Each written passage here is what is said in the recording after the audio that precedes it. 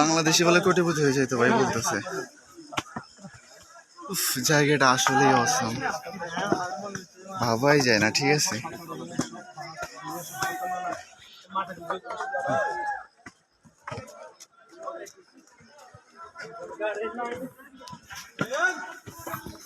ও সবাই আমার ছেড়ে চলে গেছে, আমার উঠতে অনেক ঘন উপরে, আমি একলা পড়ে গেছি। আঙ্কেল লাঠি ছাড়াইছে, আঙ্কেল ক্লান্ত হয়ে গেছে। সবাই উঠতেছে আস্তে আস্তে, কেউ ছবির জন্য ওই এক ফাঁকা জায়গায় চলে এসছে। এখানে অবশ্য একটু ভিড় পড়ে গেছে, অনেক লোকজন।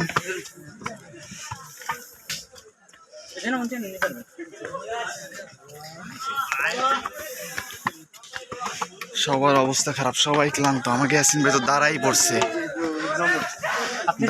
পুরো। কষ্ট করে লাভ আছে। ও তাই তো, নিজের লোকে অন্য ভাষা করে লাভ আছে। আমার লোক তো আমার ছেড়ে চলে গেছে। আমি তো দাঁড়াই আছি, আপনি দাঁড়ান। ও ঠিক আছে, এডিট করতে খবর মিউজিক বসু।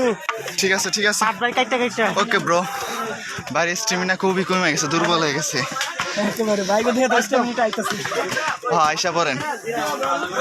এইখানে অনেকে রেস্ট নিচ্ছে, এখানে এসে সবাই জ্বর হয়ে গেছে। ভাই সবাই একটু স্পেস দেন, রেস্ট নিলে কিন্তু আমরা উঠতে দেরি হয়ে যাবে।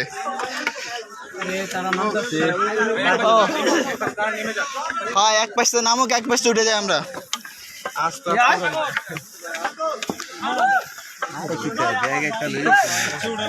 এখানে অনেক মানুষ দাঁড়ায় আছে, নামতেছে, জ্যাম হয়ে গেছে।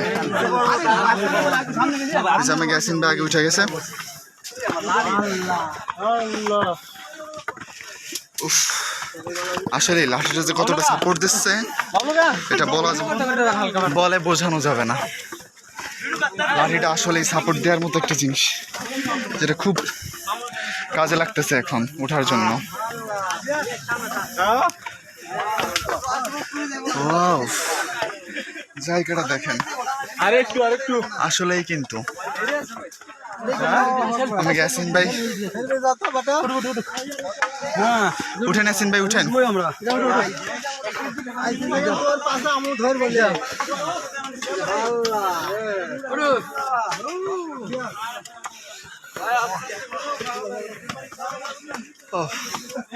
ইয়াসিন ভাই খুব, সামনে একটা ছোট দোকানও আছে। দোকান তো মনে মনে আছে, এতে ব্যবসা ভালোই হয়। আবার ডাবল টাকা বলে, 30 টাকার মানে 100 টাকা।